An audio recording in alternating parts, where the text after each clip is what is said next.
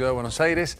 Vamos, sé que estás esperando la palabra de Javier, así que vamos a recibirlo. Ha llegado Javier Milei y hace un rato largo. ¿Qué tal, Macu? Así ¿Cómo y estás? así. ¿Qué haces, Javier? Qué lindo verte. Igualmente para mí. ¿Cómo andás? ¿Todo bien? Gracias por venir porque te invité hace como 20 días, pero tenés una agenda un poquito complicada, ¿no? Complicada. Bueno, pero estás acá.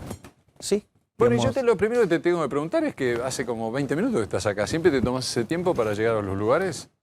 me parece que llegar a tiempo es una cuestión de respeto. O sea, que es algo que habitualmente yo respeto las normas. Y en el caso de los medios esto es más importante porque ustedes tienen muy Claro. milimetrado este Exacto. tipo de cosas. Después, bueno, también aparecen circunstancias exógenas que hacen que se desvíen del plan original, pero es muy importante el tiempo para todos y, digamos, en televisión y en los medios es un poco más claro ese efecto. ¿Cómo está tu vida? ¿Cómo cambió tu Fantástico, vida, no? fantástico. ¿Cómo cambió desde Intratables? Cuando tenías el pelo más... Estás más organizado con el pelo, ¿no? No, el tema es el siguiente. Yo digo, siempre explico cómo funciona la cuestión del pelo. Yo básicamente vivo de leer, escribir y dar charlas, Sí, ¿no? y redes. De hecho, ahí justo alguien preguntaba de qué vive. de hecho, ahora próximamente sale mi nuevo libro que se llama El Camino Libertario. Así que, mirá la primicia que te acabo de tirar. La primicia. ¿Y cuál es el punto? El punto es que cuando el pelo lo tengo muy largo, me cae sobre los ojos. Ahí no puedo leer, si no puedo leer, no escribo, si no escribo, no facturo. Igual se te nota que está más corto, el pelo está más organizado. Tiene que ver con eso. Te fuiste armando. A ver, ¿estás contento de haber ingresado en la política en donde discutís de todo y a todos? Sí, sí, porque ¿sabes lo que sucede? Mirá, las cosas no se cambian tirando piedra desde la tribuna y tampoco gritando desde la tribuna se cambia mucho. Porque, por ejemplo, vos podés ser de Boca, ¿no? Entonces, sí, mirá, es fabuloso, o sea, la hinchada es maravillosa. La verdad que pocas experiencias tan lindo como ver un Boca y River en la cancha de Boca, ponerle lo que vos quieras. Pero ¿sabes qué? Vos ponés la pelota en la mitad de la cancha y con los gritos no movés la pelota. Cuando yo iba, los goles lo hacía Palermo. ¿Me comprendés? Esto es igual. Es decir, si vos querés que algo cambie, vos te tenés que involucrar activamente. ¿Cuál fue? ¿Recordás el momento en que dijiste me meto en política? Sí, claro. O sea, yo estaba muy identificado con la batalla cultural. Y al inicio de este gobierno vi cómo se ponía en riesgo la posibilidad de la batalla cultural, básicamente porque el señor Leandro Santoro, que en ese momento asesoraba en temas de medios al presidente de la Nación, se paseaba por los distintos medios pidiendo la censura de los liberales, de los libertarios, y en especial de mi caso. Por lo tanto, eso me dejó en claro que iban a ir y se iban a tratar de llevar a la batalla cultural puesta. Y efectivamente, cuando vos mirás la cantidad de liberales que van pasando en los medios, digo, hay menos, ¿eh? O sea, con lo cual, digamos, o sea, hay algún efecto sobre eso. Javier, ¿cuándo empezaste a hacerte liberal? ¿Cuándo empezaste a leer toda esa cantidad de libros que siempre mencionás y que estás a los Venegas Lynch y a toda esa gente que vos reconocés como... Bueno, yo liberal libertario me volví en el 2014. No hace tanto.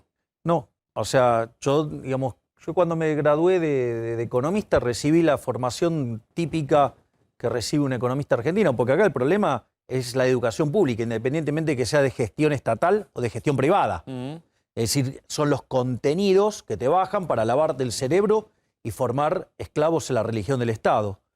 Yo recibí una formación, que tiene que ver con los post-keynesianos, o sea, los que son los keynesianos marxistas, los estructuralistas. ¿Dónde estudiabas? En la Universidad de Belgrano. Entonces, después, mi primer maestría la hice más enfocado en el keynesianismo, Mi segunda maestría la del Ditela fue más ecléctica. Y después, liberal libertario, me volví solo. Y ahí empecé con toda la escuela austríaca y demás. Cuando yo venía de publicar un libro que había sido muy exitoso, que se llamaba Política Económica contra Reloj. Y nada, yo me estaba dedicando a los temas de crecimiento, porque la verdad que me tenía bastante hastiado la forma en la cual los economistas estaban repitiendo viejos errores, en especial durante la crisis subprime. Entonces, dije, bueno, a ver, ¿cómo arrancó esto en serio? Esto arrancó con Adam Smith. Adam Smith, el libro emblemático de Adam Smith, tiene 3. Hay uno muy bueno que no lo conoce tanta gente y que es con el que se hizo conocido en su momento, que era la teoría de los sentimientos morales. Entonces, pero en la investigación sobre la naturaleza y las causas de las riquezas de las naciones, el eje central es el crecimiento económico. Y ahí empecé a dedicarme al crecimiento económico. Y una de las cosas que a mí me generaba mucha frustración era que cuando vos mirás los datos, ¿sí?, vos ves que, por ejemplo, en los últimos 250 años, más o menos, el PBI per cápita se multiplicó bastante más. Si lo tomas desde el 1800 al 2000, se multiplicó por 9,8 veces. En un contexto donde la población se multiplicó por 7. Eso quiere decir que, ponele 10 por 7, 70. Se multiplicó por 70 la productividad, subiéndote fuertemente la población. Eso se llama rendimientos crecientes.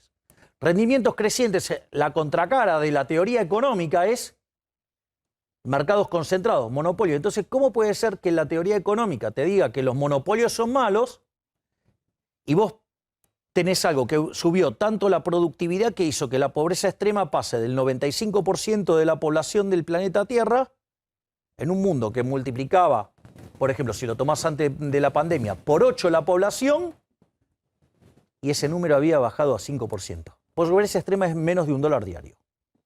Entonces, digo, algo te tiene que hacer ruido, digamos, si un proceso tan... ¿Ya te habías recibido vos ahí o estabas en proceso de recibirte? Ahí ya tenía, digamos, o sea, no solo que ya me había recibido, tenía 2 maestrías. Asesorabas empresas, sí, claro, digo, o sea, ya tenía más de 50 artículos académicos. Estabas convencido de este pensamiento que hoy tenés. Y en ese momento, a mí me hacía mucho ruido eso. Y ahí es cuando leo un artículo de Murray Newton Rothbard, el inventor del anarcocapitalismo, que se llama Monopolio y Competencia, que está también en un libro que a mí me parece maravilloso, es una de las cosas más maravillosas que leí en mi vida junto a la acción humana, que se llama El hombre, la economía y el Estado. Está en el tomo 2.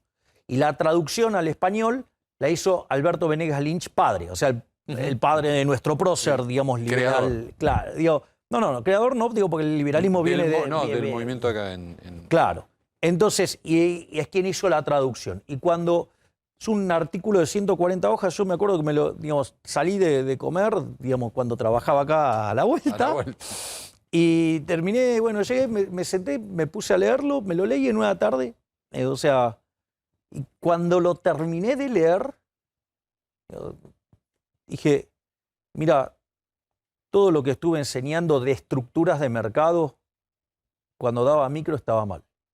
Estructura de mercado, porque hay algunos mediocres que hacen la extensión a todo, de estructura de mercado. Entonces, en ese contexto, me volví liberal libertario, empecé a leer, ese libro de Rothbard. Sí, en realidad ese es un artículo, artículo, claro, que está en este libro que te digo, El hombre, la economía y el Estado. Entonces, empecé a leer... 2015 aproximadamente. 2014. Entonces empecé a leer todo lo que había de Rothbard, me lo compré y me lo leí. Todo lo que había de Mises lo compré y me lo leí. Todo lo que había de Dando Vuelta de Hayek me lo compré y me lo leí. Y así, bueno, empecé a leer de manera muy intensiva a los autores de la escuela austríaca. Y eso me convirtió en este formato liberal que expongo en este momento. El otro día cuando hiciste el segundo sorteo de tu dieta, sí, el chico que ganó, que pertenece a tu partido, o que te apoya, no como el primero que había sido un chico kirchnerista. Bueno, digo, esas son las reglas. Claro. O sea, mayores de Sí, edad, sé que estás persona física. contento que gane cualquiera. Te Exactamente. decía, antes estabas con el pelo más desalineado, te dijo eso en una comunicación que estábamos nosotros en vivo, y ahora estás más organizado con tu pelo, y vos le contestaste, pero siempre con las mismas ideas. Exactamente. Las ideas, o sea, no se tocan, por decirlo de alguna manera. Es decir, una de las cosas que yo valoro es todo este camino en el cual, digamos, yo voy llegando a esto, porque además el haber pasado por toda la biblioteca te da la convicción de por qué lado ir y por qué lado no ir. Entonces eso es muy importante. Es decir, yo no reniego de mis versiones previas, por decirlo de alguna manera. Ha sido todo un proceso de aprendizaje, casi que se parece a lo que se llama el método del absurdo, ¿no? El método del absurdo es, vas por toda la negativa, o sea, por todo lo que no es y llegas a... Claro. Bueno, digo, esto, digamos, más o menos es lo que me pasó, digamos, o sea, pero... y la verdad, mira, yo de hecho lo planteo en el libro, digo, ojalá hubiera abrazado las ideas de la libertad como las abrazo ahora, muchísimo antes, porque algunas cosas que a lo largo de mi vida me hicieron sufrir, no las hubiera sufrido, Claro, no las hubiera- y hubiera vivido mucho más feliz, digo, que es más o menos, digo, Claro. la situación actual. Ya supongo que te vas acostumbrando a que las encuestas te dan como uno de los políticos, si no el más... El otro día me corregiste, el político más popular de la Argentina. Y yo lo que te quiero ¿Yo te preguntar es... corregí? No, me hiciste una aclaración, porque había salido una encuesta de Palladini, creo, en Clarín, y yo no fui exacto y vos fuiste exacto. No sé si me corregiste, fuiste exacto. No importa, sé, no o importa. sea- El otro día somos amigos y Claro, pero digo, o sea, no importa.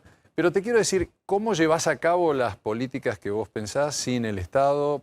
¿Cómo llevas, suponete, lo que me parece es el tiempo que va pasando entre que tomás la decisión y empezás a hacer? ¿Qué pasa? Bueno, recién la gente sigue cortando las calles por subsidios, está el tema de las pensiones, o sea, ¿cómo en tu pensamiento, en tus políticas, cómo se iría sacando el Estado gradualmente, que no es una palabra muy feliz, digamos? No, bueno, digo, vos lo que tenés que hacer son reformas estructurales. Y lo que vos tenés que tener en cuenta, y esto está planteado en distintos trabajos míos, o sea, en distintos libros, es que nosotros hablamos de tres generaciones de reformas. Hay reformas de primera generación, de segunda generación y de tercera generación. ¿Cada generación cuánto tiempo llevaría? A ver, bueno, eso, los tiempos te da la política, o sea, porque no es que vos estás resolviendo en el vacío, o sea, eso es lo que hay que comprender. Es decir, es cómo se incorporan las restricciones. Mira, yo tengo un mundo ideal, hay un mundo ideal en mi cabeza de cómo debería funcionar el mundo.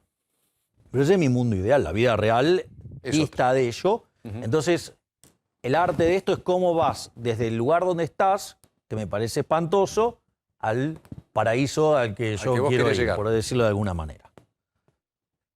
Entonces, ¿cómo se llega a eso? Porque eso Claro. no es menor, o sea, porque vos sabes todo lo que tenés que hacer, pero no es trivial, por ejemplo, la secuencialidad. Ejemplo, yo hablo de la reforma de primera generación. ¿Cómo sería la reforma de primera generación?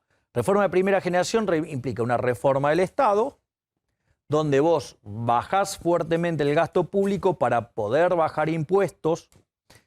Una vez que vos haces eso, avanzás en la reforma del mercado laboral hacia adelante, no hacia atrás, para no vulnerar derechos. Y una vez que vos haces eso, ¿sí?, abrís la economía. O sea, y en paralelo, vos haces una reforma monetaria y financiera para terminar de una vez por todas con la inflación. Ahora, no es trivial la forma en que vos haces esto, por ejemplo. Yo digo, te acabo de escribir, por ejemplo, la reforma de primera generación. Sí, primera etapa. Si vos lo haces así y con esa secuencialidad, eso te va a asegurar que por lo menos vos vas a tener 15 años de muy fuerte crecimiento económico. Es decir, pensá que... Está bien, pero estás bajando el gasto. ¿Cómo bajas Sí, ese no, gasto? bueno, Porque, ahora, porque eso es polémico. Acá, No, ayer pero- estuvo ahí tu ex amigo López Murphy, Bueno, digo, que o en sea- alguna oportunidad quiso bajar, Bueno, ¿no? a ver, por eso, yo ahora digo, lo voy a plantear. O sea, yo Está bien, está bien. yo no soy alguien que le saque el traste a la jeringa, así que quédate tranquilo, que Ya no voy lo a sé, contestar ya todo. lo sé. Ahora, vamos por partes. Vos fíjate esto, yo te voy a mostrar, por ejemplo, cómo procesos, digamos, que de repente podrían haber tenido una buena idea, hechos de la manera incorrecta generan problemas. Ujú. Ejemplo. El programa de la dictadura, al margen de que era gradual y no era de shock, digamos, y al margen, digamos, que era en un proceso de dictadura, o sea, pero limpiando todo eso. ¿Martínez Dios? Sí. Entonces, por ejemplo, vos podrías decir, bueno, mira, las economías más abiertas son 9 veces más ricas que las cerradas. Entonces tenés que abrir. O sea, y eso en realidad está mal, plantearlo así. ¿Por qué está mal? Porque si vos abrís la economía y no hacés las reformas del Estado y la reforma laboral, es un despiole de novela. Ejemplo, vos abrís la economía. ¿Qué es lo que va a pasar? El precio local va a quedar alineado con el precio internacional. Entonces, si vos el precio local está alineado con el internacional y tenés una mayor presión fiscal, significa que vas a tener menores salarios. Si vos tenés menores salarios, si el mercado laboral es flexible, tenés un montón de tensión social porque estás reventando a los trabajadores. Si vos tenés un mercado laboral inflexible con sindicatos combativos y que hacen una defensa de esa situación, ¿qué es lo que vas a tener? Desempleo. Y cualquier cosa en el medio también es otra porquería. O sea, digamos, malo de un lado, malo del otro. O sea, ¿te das cuenta por qué? Porque en el fondo, vos lo que estás haciendo es que el no ajuste del Estado se lo estás transfiriendo a los trabajadores. Claro. Y entonces, en realidad, ese desastre se lo haces pagar a los trabajadores. Entonces, eso es un problema. Y si vos en el medio, digamos, flexibilizás, o sea, digamos, tenés un montón de gente en la calle o tenés unos salarios paupérrimos. Entonces, vos lo primero que tenés que hacer, ¿qué es? Ser competitivo fiscalmente.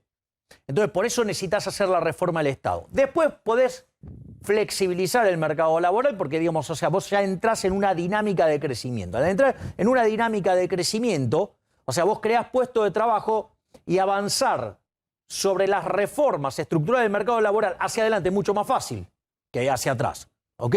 Digo, porque el que está afuera no tiene trabajo, el outsider no tiene trabajo. Entonces, digo, entra a un mercado más amigable y tiene laburo. Entonces, el problema en dinámica es más fácil de resolver. Y entonces vos después abrís la economía y tenés un shock adicional de productividad. Si encima, además, hiciste las reformas, digamos, en el plano monetario y financiero, vas a además exterminar la inflación. En la primera etapa te ocupaste de la inflación porque uno de los graves problemas que tiene la Argentina es la inflación y que lo pagan los pobres o la gente más humilde. Bien, exactamente. Vamos por partes. El gran problema que tiene Argentina, te diría, es que como fruto del proceso de educación pública y lavado de cerebro, ya sea en instituciones privadas o en instituciones públicas, de administración pública, estatal, es que te bajan una línea de que la inflación es multicausal. El gran truco de la inflación multicausal es la explicación de economistas corruptos en función de políticos chorros. Básicamente es eso, porque entonces el problema de la inflación entonces o es de los empresarios, o es de los sindicalistas, o es de los trabajadores, o es de las manchas solares, o es de culpa de los árabes porque suben el petróleo. Todo eso es porquería, todo eso es mentira. La inflación es siempre y en todo lugar un fenómeno monetario que se genera cuando la oferta de dinero crece por encima de la demanda de dinero, se genera una pérdida de poder adquisitivo del dinero y todos los precios expresados en unidades monetarias suben. Es decir, ahora, ¿cuál es el problema? Es que si vos entendés que funciona así, ¿cuál es el problema? El problema es que ahora la culpa no es ni de los consumidores, no es de los formadores de precios, que eso es otra burrada.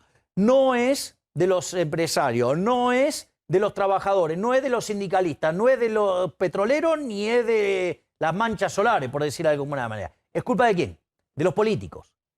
Fíjate, digamos, la perversión del propio Alberto Fernández.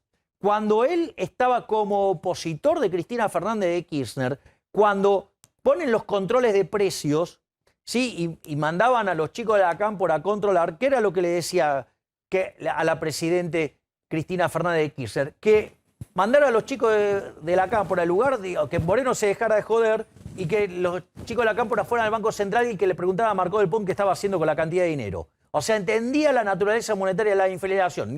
Hay un segmento que está en un canal de noticias, ¿sí? Parece Milton Friedman.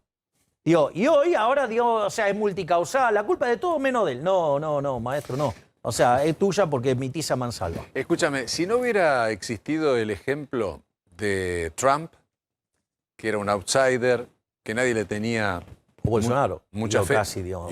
Pues sigo con Bolsonaro, no te hubieran prestado tanta atención. ¿Vos cómo ves esos dos fenómenos y cómo los comparás con respecto a tu crecimiento en la Argentina?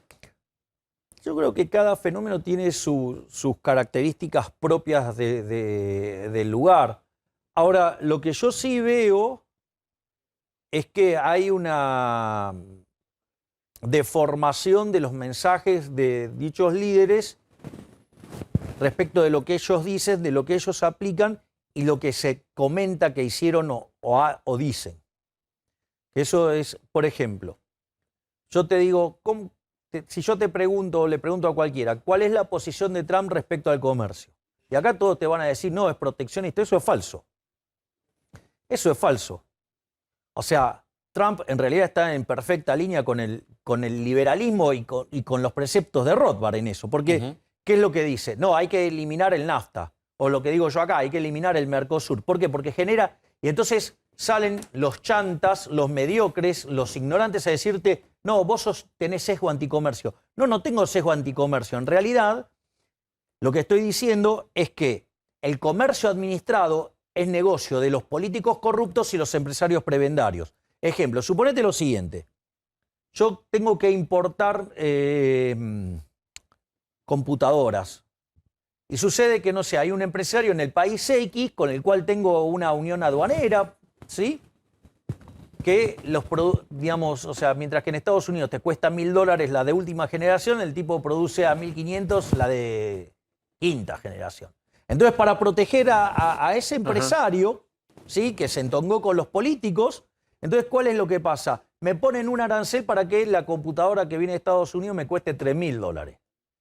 Entonces, ¿qué es lo que pasa? Eso es profundamente dañino, porque vos por algo que tendrías que pagar 1000, vas a estar pagando 3000, o sea que estás perdiendo $2000 en el medio, tu bienestar se está destruyendo.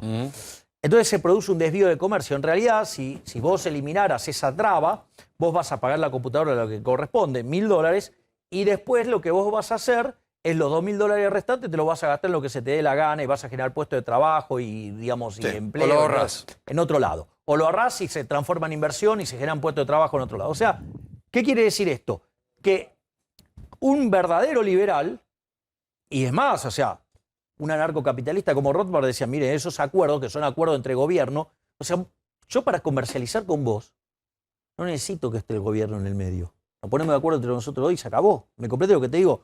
Entonces, esos acuerdos son espantosos y lo único que hace es favorecer a políticos ladrones y empresarios prebendarios. Por lo tanto, una de las cosas que quiso hacer Trump, ¿cuál era? Eliminar el NAFTA. Yo digo, quisiera eliminar el Mercosur porque es otra basura de las mismas características. Es más, fíjate lo que pasó con el tema de China. O sea, el mundo tuvo el despiole de la crisis subprime como consecuencia de la política monetaria china.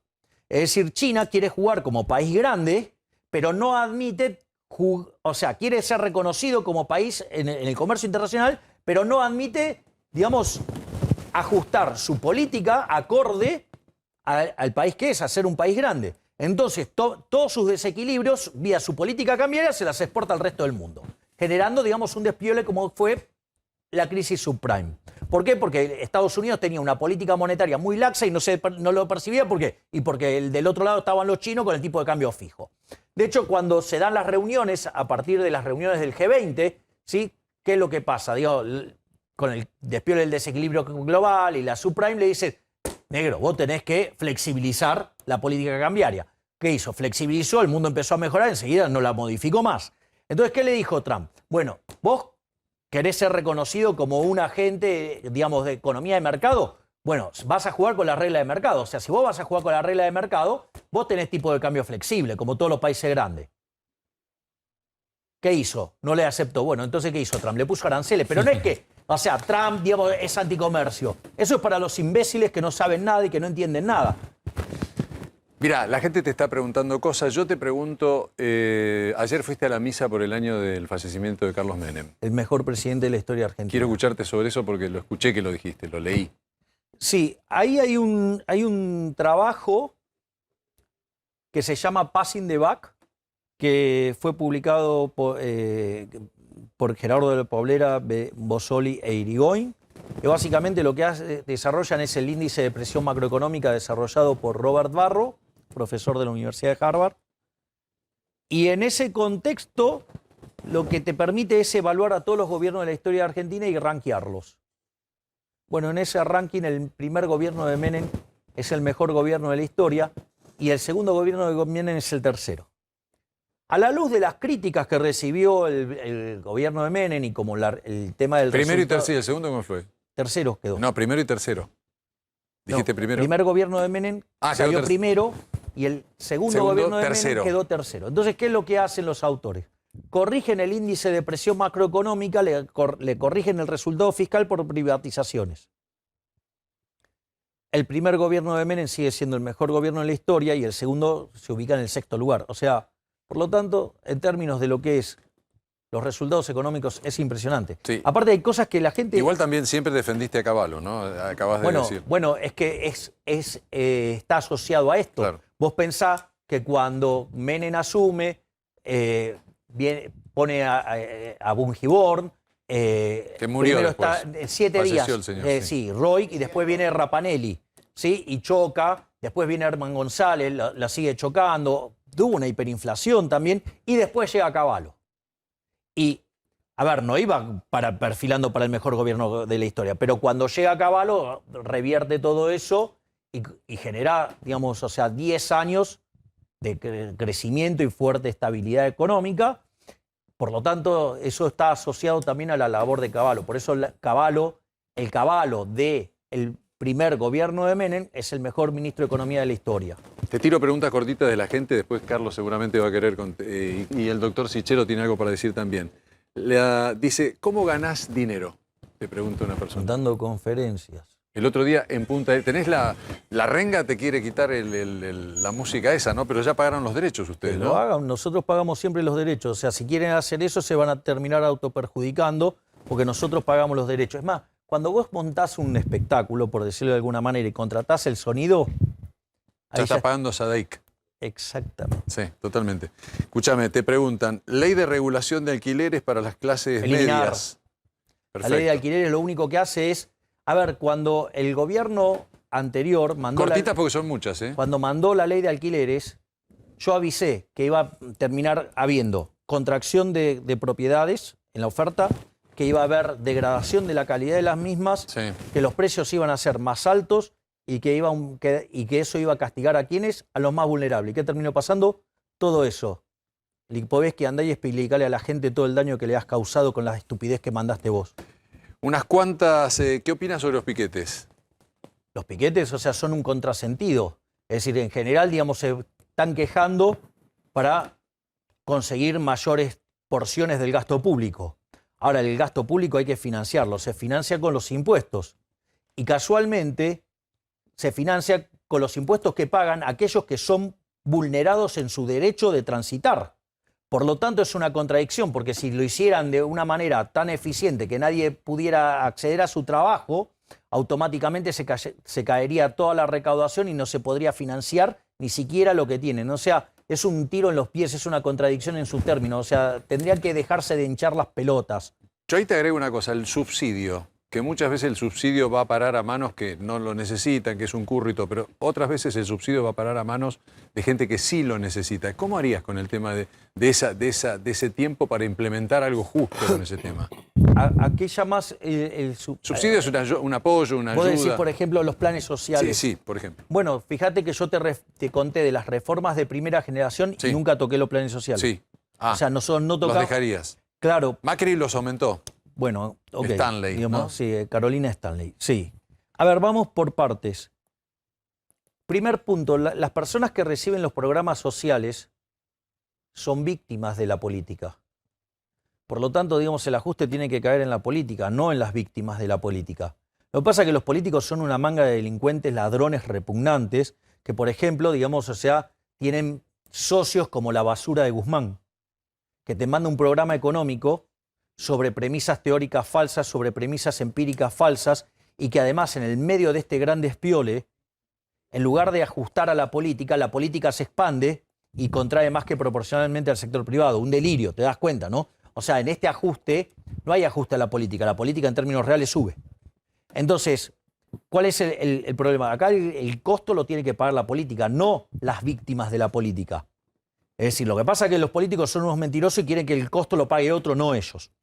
Entonces, la discusión del programa del fondo, digo, es emblemático. Digo, esta discusión está muy clara. Pero que me imagino que en algún momento me la vas a preguntar, así que no me voy a spoilear ahora la respuesta. Entonces, en ese contexto, vos, a ver, esto es como digamos, lo mismo que tiene que ver con, por ejemplo, la reforma del Estado, la parte que tiene que ver con los empleados públicos. Es decir, vos para, por ejemplo, sacar los empleados públicos, vos no te podés echarlos directamente. Vos lo que tenés que tener es una economía creciendo fuertemente y hacer un programa de retiros voluntarios, que si tenés un mercado laboral flexible, algo que no se hizo en los 90, lo que vos tendrías es que toda esa gente sería absorbida y entonces dejaría de estar en el Estado para irse a un empleo en el sector privado, teniendo además la plata de la indemnización. Lo mismo te pasaría con los programas sociales. Aquellos que vean cómo está evolucionando la economía, lo que van a querer hacer es irse a la economía, a tener un trabajo formal y que su futuro dependa de sí mismo, no de la suerte de un puntero. Voy a algo más personal. Dijiste que a Trump has dicho vos que la gente lo odiaba o lo amaba. Con Bolsonaro pasa lo mismo. Exacto. Yo como productor, hace 1 año y medio te llamé por teléfono, vos sabés que es así. Y te dije, che, Javier, ¿puedo ofrecer un programa tuyo en televisión? Vos me dijiste, sí, con vos sí. ¿Te acordás? Sí. Yo llamé a varios canales y ningún canal te aceptó en ese momento. Pero yo creo que porque me parecía una idea brillante hacer un programa con vos. Vos querías debatir con economistas, esta era un poco la idea tuya que querías hacer. Y no lo pudimos lograr, porque no voy a decir qué canales.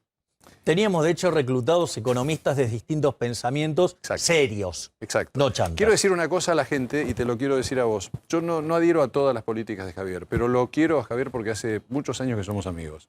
Pero a mí me parecía que como productor, vos eras un gran producto para hacer y hoy, obviamente que hoy tenés mucha más apoyo de la gente. Pero te quiero decir, ¿por qué crees que en aquel momento los canales de televisión te esquivaban? Bueno, a veces, ok, es una decisión empresarial. O sea, ¿quién soy yo para cuestionarlo? O sea, quizás ahora se estén arrepintiendo. Bueno, Sí. La vida es así. Yo te quería poner como un rockstar y vos me dijiste en ese momento, no, yo quiero debatir con economistas. Y ahora sos un rockstar de la economía, cambiaste. No sé, digamos, el perfil de rockstar, creo que lo vengo arrastrando desde los 18 años, cuando fui cantante. Eras arquero. Cuando fui cantante de Sí, la banda Everest. Cantante. Digamos, tenía una banda tributo de los Rolling Stones y cantaba. O sea, de esa parte la tengo. Y si vos te fijás, el ingreso a mis actos tiene Sí. mucho más de eso. Después, después hablamos de economía en Con serio. un telonero que que lo tenés a Manuel Adorni de telonero el otro eso día en fue- Punta del Este. Sí, bueno, pero vos fijate. Soy el telonero de los Rolling Stones, dijo Adorni. Sí. Vos sabés que, sí, pero vos sabés que en esa charla estuvo presente un colega de ustedes, o sea, Pablo Sirven, Ujú. y él describe lo que fue esa charla. Lo leí en La Nación. O sea, Excelente. dice, estuve durante 1 hora Excelente. hablando, en formato académico. O sea, hay espacios y espacios. Una cosa es un acto, otra cosa es hablaste, una charla. fue un espacio académico. Fue un espacio académico. Claro, exactamente. O sea, hay que... Pero completo, no había un solo lugar, no cabía un alfiler. Exactamente, así es. Ujú. ¿Y cómo pensás manejar la oposición cuando seas presidente? Dice una de las preguntas. Te digo quién la dice, María Soledad Bolov. Mira, digamos, yo voy a estar proponiendo las reformas que saquen a Argentina de este pozo. Es decir, y tendré que convencer al resto de la población de que eso es posible. O sea, se puede salir de esta miseria. A ver, Argentina como va así se va a convertir en la villa miseria más grande del mundo. Yo dije que en 50 años, creo que me equivoqué, puede ser mucho antes. Primer punto. Segundo punto es, ¿esto tiene solución? Sí. Implica un giro de 180 grados de las políticas que estuvimos pensando en los últimos 110 años. ¿Ok? ¿Cambiamos eso? O sea, el único experimento que se hizo en la dirección correcta fue el menemismo, nada más. Y gracias al menemismo, digo, aún todavía tenemos teléfono, Sí. aún tenemos Me electricidad, intriga aún una tenemos cosa, gas. me intriga una Sí, cosa ahora que porque te si pusieron- fuera, digamos, por todo lo que vino después, o sea, no tendríamos nada. Me intriga algo que acaba de preguntar esta señorita si fueras presidente. ¿Quién sería tu jefe de gabinete hoy? No, eso se tiene que ver en los hechos. O sea, digamos, me parece todavía... A ver, yo en el medio tengo un compromiso para con el liberalismo, que es llevar el liberalismo a cada rincón del país, que en el 2023 cada argentino tenga... Las encuestas dicen que sos muy conocido en todo el interior del Bueno, país. está bien, pero yo, digamos, sí, pero todavía tengo, digamos, o sea, yo estoy trabajando para que en el 2023 haya una alternativa en cada lugar del liberal, en cada lugar del país, que todos tengan la posibilidad de votar por un liberal. Sos el primer diputado libertario, ¿no? Soy el primer diputado libertario de habla hispana. De la historia, claro. No solo de la historia argentina, sino sí, digamos, de habla hispana. Impresionante. Corto un segundo, Carlos, ¿querés hacer una pregunta? Yo voy a seguir con las preguntas de la gente. Y si no, el doctor Sichero. ¿Quién quiere? Sichero tenía algo para decir porque me escribió y quería hacerte un comentario. Yo soy director de un hospital público de la Ciudad Autónoma de Buenos Aires, de la cual usted, como diputado de la ciudad autónoma, me representa, porque diputado nacional por la ciudad, ¿no? Sí, igual, digamos, ser diputado nacional, digamos, ser no solo, digo, no estoy en los temas de la ciudad propiamente dicha, sino estoy a nivel, digamos, a nivel nacional en representación de la Ciudad Autónoma de Buenos Aires. No, le cuento esto porque a mí me pareció, esto es una cuestión personal, me pareció muy loable que usted con su sueldo haga lo que quiera. Me pareció bárbaro. Mire, yo lo dono porque tengo la capacidad monetaria para sostenerme y me parece que esto hago un bien a una persona que lo necesita, pero yo le quería proponer a usted un proyecto de ley muy simple en la cual tiene 3 puntos. El primero, que ningún senador o diputado nacional o provincial pueda recibir un sueldo superior a un director médico de la jurisdicción que representa. Y le doy 3 ejemplos. Hospital Regional de Bariloche, 95.000 pesos en el bolsillo. Hospital Regional de Santiago del Estero, el director, en la capital de Santiago del Estero, 100.000 pesos. Y yo en la Ciudad Autónoma de Buenos Aires, 200.000 pesos. Como la mayoría de los diputados, nacionales o provinciales, cobran más que nosotros los médicos, sería muy bueno en algún momento equilibrar para arriba y no equilibrar para abajo. Podría ser que si el país está tan mal, donde todos tenemos que hacer un sacrificio, nosotros hace años que lo venimos haciendo. Bueno, nosotros lo seguimos haciendo, pero me parece que alguna vez la política tendría que decir, si hay miles de personas que hacen un esfuerzo extraordinario, en la pandemia pusieron el pecho, el alma y la vida, entonces decir, ningún diputado o senador puede cobrar menos que un director médico en el hospital. Pueden pasar 2 cosas, o que nos aumenten el sueldo a todos, y entonces van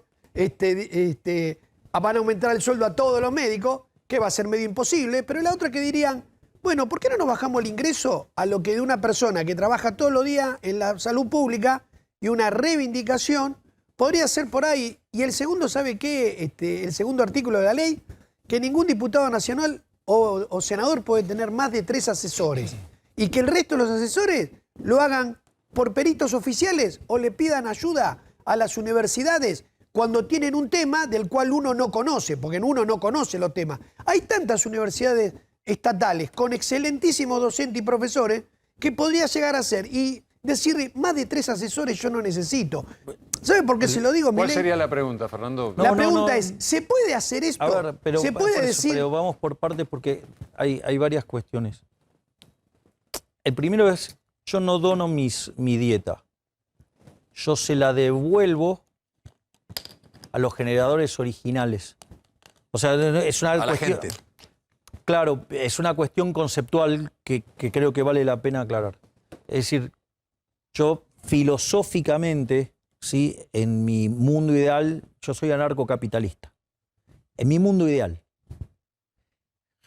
En ese contexto, o sea, yo creo en el autogobierno, yo creo en el orden espontáneo, creo en el individuo, o sea, hay todo un sistema, digamos, de cosas a las que adhiero, por lo cual considero que el Estado es una organización violenta, es una organización criminal, es una organización que vive del robo porque se financia con una fuente coactiva de ingreso que se llaman impuestos y que se pagan por la fuerza, porque por algo se llaman impuestos, digamos, o sea, si no pagás vas preso. Digo, recordá esto, Al Capone era supuestamente un traficante, era un asesino, pero fue preso por Impuesto. no pagar los impuestos. O sea, con la de ellos no se jode, quiere decir. Bajo ese concepto, para mí, digamos, donde los impuestos son un robo, para mí, en mi concepción, en mi entendimiento, en mi forma de ver las cosas, o sea, ese dinero fue robado, es un dinero mal habido. Que después, por el entramado legal, digamos, ese dinero me lo dan, a mí me parece que se lo robé, no, yo no se lo robé, pero el sistema se lo robó a la gente. Por eso lo devolvés. Entonces, se lo devuelvo a la gente. Ahora, el mecanismo es cómo hago para devolvérselo. Si yo lo dono, y digo, se lo dono a X, puede pasar lo que pasó con los chantas de Podemos en España. ¿Se los donaban a qué? A lo propio, y la plata, digamos, entonces era... Mira, justo acá una persona... Sonaba muy lindo, pero no donaba nada. En realidad se lo estaba dando a sí mismo. Podrías donarlo, digamos, honestamente, pero ¿cuál es el criterio para elegir eso? Es muy arbitrario. Entonces, el punto central es cómo hago para devolvérselo a la gente, digamos, que no sea discrecional. Para que no sea discrecional, ¿qué es lo antidiscrecional? Lo aleatorio. Sí, lo rifa. La rife, exactamente. Sí. Ese es el primer punto. El segundo punto que usted señala es perfectamente comprensible. Imagínense que si yo estoy devolviendo esto a la gente, cualquier situación en la cual, digo, usted lo quiere equiparar con otra cosa, digo, yo no tengo ningún tipo de problema, el problema no soy yo. De hecho, es tan así que yo tomo riesgo en esto, porque si yo no genero, por ejemplo, conferencias, ese mes me morfo los ahorros. Claro. O sea, con lo cual, no es que yo no tomo riesgo, pero es tan fuerte mi compromiso moral conmigo mismo,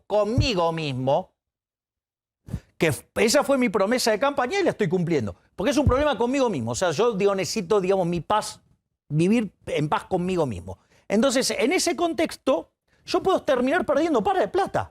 Un mes, o sea, reventar ahorros puede pasar. Pero Milei, ¿usted está de acuerdo en que el piso o el techo puede ser comparable con alguien? Pero doctor, lo que le estoy diciendo es lo siguiente, imagínese que yo, digamos, o sea, considero que ese dinero es mal habido. O sea, por ejemplo, en Suiza los diputados no cobran, son ad honorem.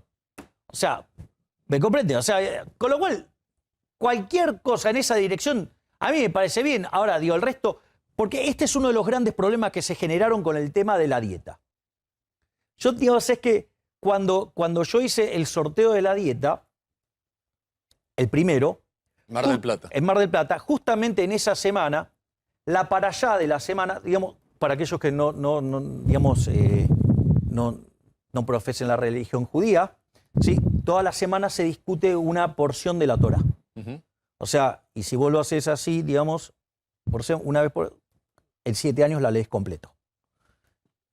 En esa semana se discutía la 9ª plaga de Egipto, que básicamente Moisés levanta los brazos, ilumina al pueblo de Israel y deja en las penumbras a los egipcios.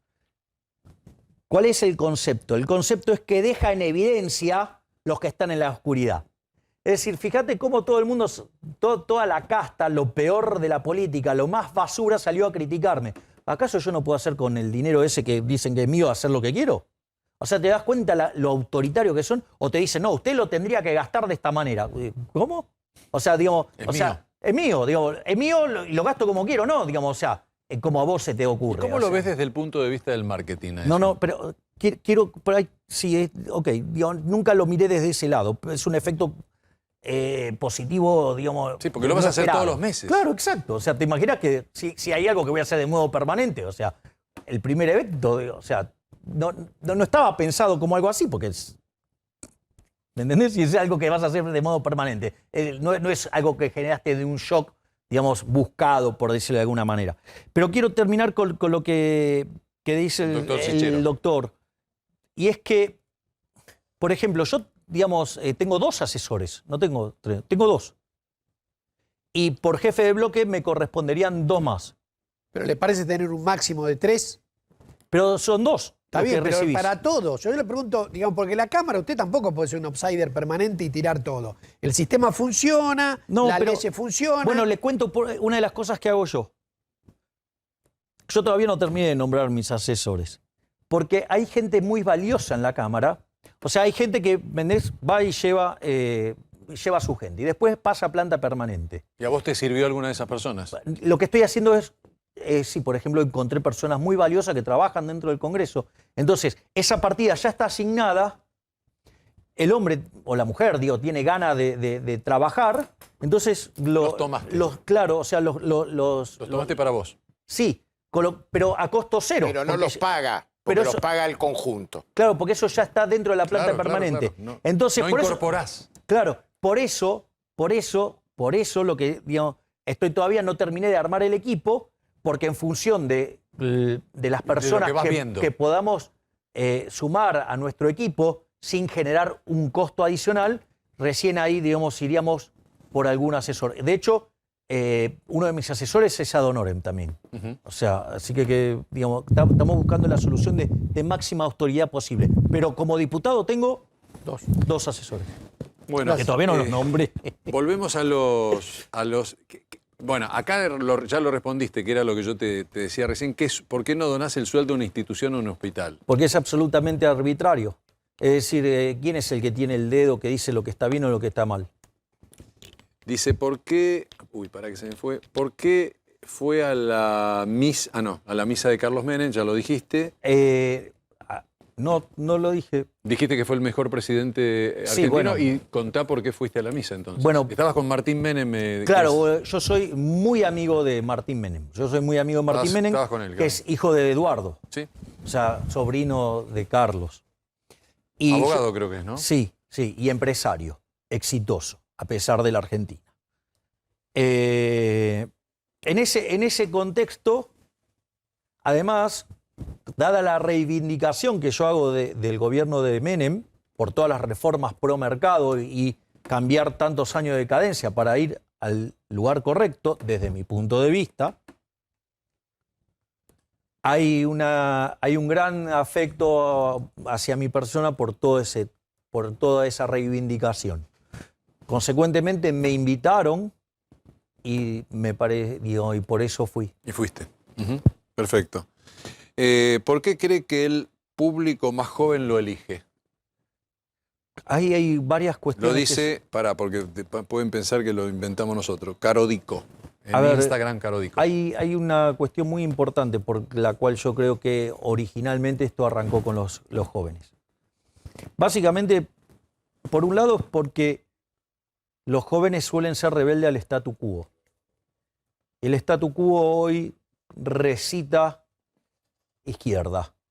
Entonces la rebelión natural es liberal. Ese es el primer punto. El segundo punto es, los jóvenes llevan menos tiempo expuestos al lavado de cerebro de la educación pública. Consecuentemente, son más permeables a escuchar otras versiones. No solo eso, sino que además ha jugado un rol fundamental las redes sociales. Claro. Antes tu profesor te decía algo y Dios Tenía que buscar un libro. Ahora claro, te metes en segundo. y Google. y entonces ahí vas y empezás a constatar. Ahora, Javier, y los podés- disculpame un minuto, porque Sí. yo soy egresado de la Universidad de Buenos Aires. Y lo que vos estás diciendo de manera totalitaria, absolutamente totalitaria, no a todos les lavan la cabeza, hay otros que no nos la dejamos lavar. Y me parece que es muy injuriante por una institución que ha tenido 4 premios Nobel. Uno lo podés discutir, los otros 3 son de ciencia. Entonces, la verdad que no hago pregunta porque tendría que hacerte 25 millones de tenemos preguntas tiempo. sobre lo que vos dijiste y no Claro. tenemos tiempo. Claro. Vos, por ejemplo, hablaste de las privatizaciones de Menem y en cierta forma te doy la razón, pero fue cuna de corrupción, fue cuna de que nunca se instauraron lo que en una sociedad liberal democrática deben ser los entes reguladores, siempre amigos del poder de turno. Entonces, la verdad que a veces me parece que tu discurso tan violento, en ciertos momentos, ahora estás mucho más tranquilo, lo reconozco, mucho más tranquilo, pero ese discurso violento, no sé si macartista en algunos momentos, no le hace bien a la sociedad, no le hace bien a la pluralidad del pensamiento. Yo te preguntaría, ¿vos sos liberal o sos anarcoliberal? Porque no entiendo. O sos neoliberal. El anarquismo y el liberalismo es como cuando el otro día me puteaban a mí porque dije que era liberal peronista. A ver, vamos por. No, pero no. O sea, Contestá. a ver, yo voy a contestar. Mira, hay un pensador liberal, amigo mío además, Axel Kaiser, chileno. Y una de las cosas que hizo, digo, porque él hizo su doctorado en filosofía, es abogado de formación de base, pero después es profesor en la Universidad de Stanford. ¿Sabes lo que hizo? Fue a la Facultad de Filosofía en Argentina y tomó todos los libros de la carrera y los puso todos juntos en el piso y le sacó una foto. Y eso lo hizo después para las universidades normales, por decirlo de alguna manera. ¿Sabes cuál era la característica de lo que estudiaban en Argentina? Estaba todo rojo. Es decir, digamos, si Carlos pudo escapar del proceso de adoctrinamiento, los festejos. Carlos, ¿me puedes dejar? Ortega y Gasset. Habrá muchas. Pará, Carlos, que termine. No, bueno, Carlos, me estás interrumpiendo. Me estás interrumpiendo todo el tiempo. Yo tengo respeto, pero también no me gusta que me tomen de tonto. Pero Carlos, Carlos, pará. que termine con la idea. ¿Cómo y después no? vos terminás con la ¿Cómo idea, no? pero no nos peleemos. Sí, A ver, Carlos, o sea, no, a ver, yo no me peleo. Yo estoy contestando absolutamente tranquilo, pese a las dos agresiones de Carlos. Claro. Vos no hiciste ninguna. No. Por eso, Pese Carlos, a la agresión de Carlos de tratarme de totalitario, pese a la agresión de Carlos de interrumpirme cuando estoy...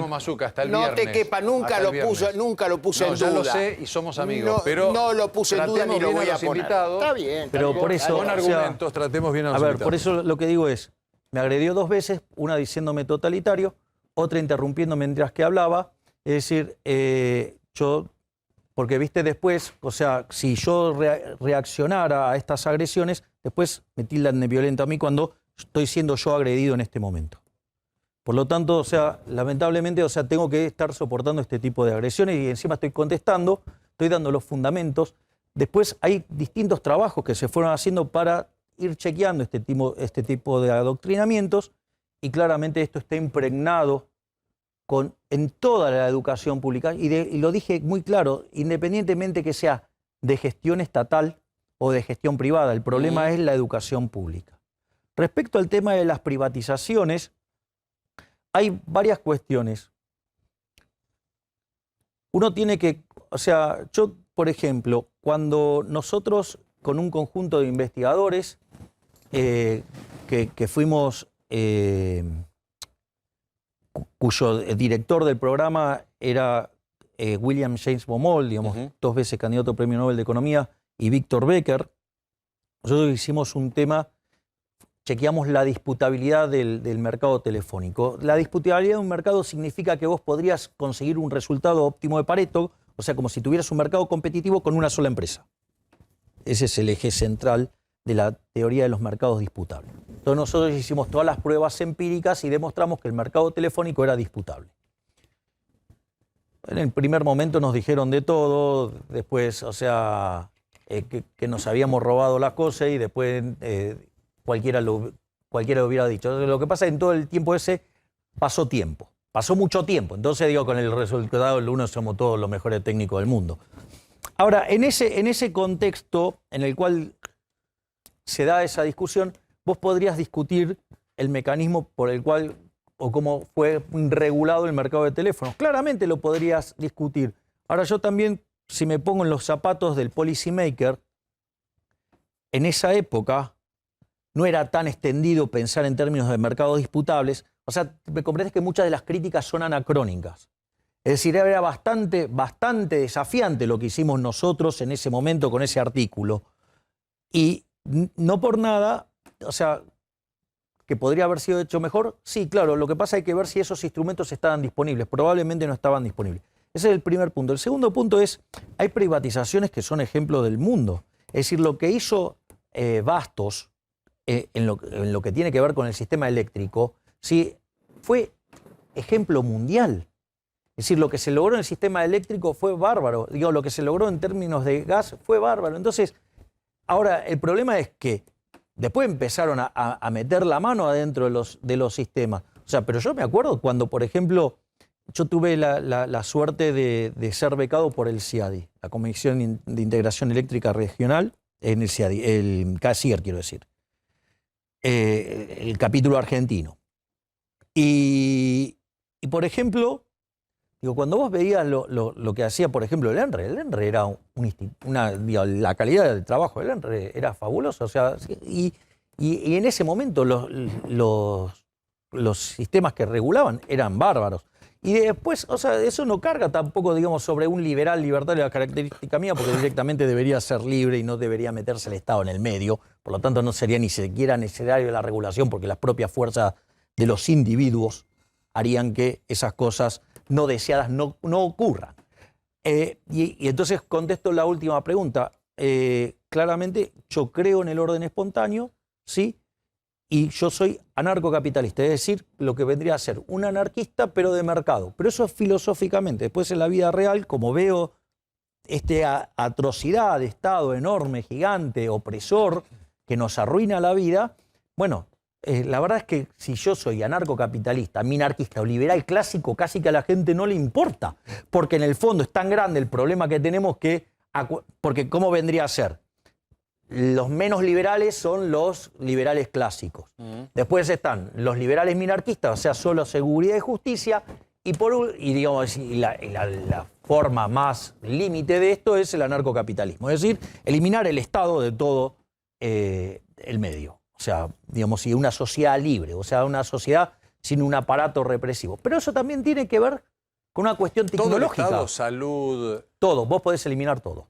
Seguridad. En el corto plazo, seguridad es más complejo. Pero igual, es tan grande de dónde arrancás el tamaño del Estado, que es una pregunta inmaterial hoy. Es decir, discutir mi ideal. Mira, hay un libro maravilloso que se llama Análisis General Competitivo, de Arrow y Hahn. Arrow había sido el premio Nobel más joven de la historia. Lo había ganado a los 51 años, en el año 71, junto a John Hicks. Y una de las cosas que dice ese libro es que ellos no escribían ese libro porque creyeran en el equilibrio competitivo, por decirlo de alguna manera, pero que tenía un montón de propiedades normativas como para que vos llevaras la realidad de hoy a ese mundo y que las correcciones que vos hicieras de política económica tendieran a ese mundo. ¿Sí? En ese contexto es como yo pienso estos problemas. Entonces, en realidad, si vos querés discutir cosas de hoy, discutimos cosas de hoy. Y si querés discutir cómo yo veo las cosas, o sea, digo, es una discusión distinta, porque una está en el plano positivo, en lo que es hoy, y otra está en el plano normativo, cómo yo creo que debería ser.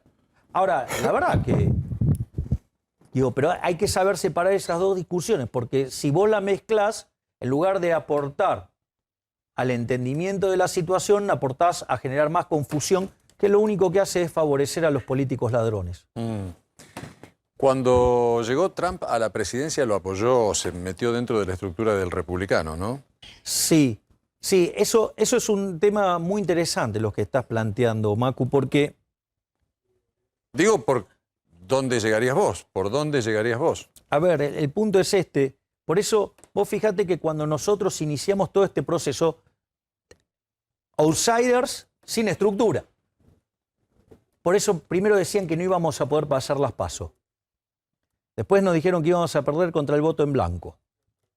Después nos dijeron que íbamos a perder contra la izquierda por goleada. Y después dijeron que era un milagro si llegábamos a orillar los 9 puntos. 17 tuviste.